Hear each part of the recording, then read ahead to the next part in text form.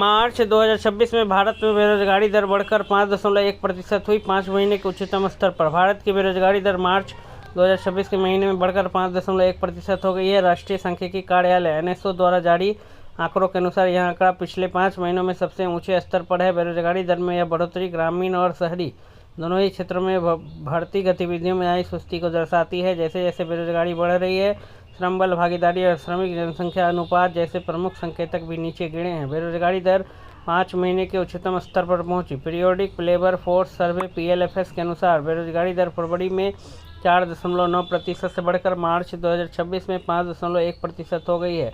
इस बढ़ोतरी का मुख्य कारण शहरी बेरोजगारी थी, जिसमें काफ़ी वृद्धि देखने को मिली। यह रुझान इस बात का भी संकेत देता है कि रोजगार सृजन की गति धीमी पड़ गई है, विशेष रूप से उन शहरों में जहां आर्थिक गतिविधियां ही अक्सर रोजगार के अवसर पैदा करती हैं। शहरी बनाम ग्रामीण रोजगार के रुझान। ग्रामीण और शहरी डेटा को अलग अलग करके देखने पर कुछ चिंताजनक आंकड़े सामने आते हैं। मार्च में शहरी बेरोजगारी दर बढ़कर 6.8% हो गई, जो पहले 6.6% थी। वहीं ग्रामीण बेरोजगारी दर में भी मामूली बढ़ोतरी हुई है और यह 4.2% के स्तर से बढ़कर 4.3% हो गई।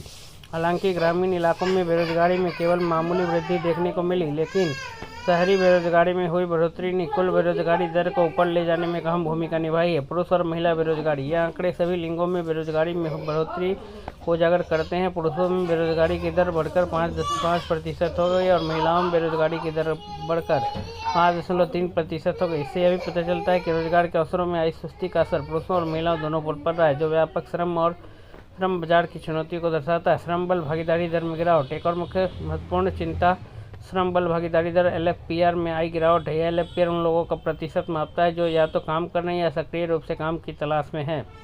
एलएफपीआर पिछले महीने के 55.9% से गिरकर मार्च में 55.4% पर आ गया। इसके अलावा ग्रामीण एलएफपीआर घटकर 58% हो गया और शहरी एलएफपीआर में थोड़ी कमी आई, जो कुल मिलाकर 50.3% रहा।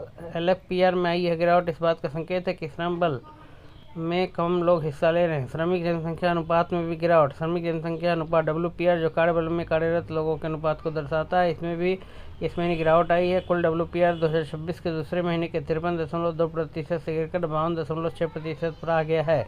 ग्रामीण डब्ल्यूपीआर गिरकर 55.5% पर आ गया और शहरी डब्ल्यूपीआर भी घटकर 46.8% पर आ गया है। सीडब्ल्यूएस पद्धति को समझना। बेरोजगारी के आंकड़ों की गणना वर्तमान साप्ताहिक स्थिति सीडब्ल्यूएस पद्धति का उपयोग करके की जाती है। इस प्रणाली के अंतर्गत किसी व्यक्ति को बेरोजगार तब माना जा सकता है यदि उसने पिछले सप्ताह के दौरान 1 घंटे के लिए भी काम न किया हो, हालांकि उसे सक्रिय रूप से काम की तलाश में होना चाहिए।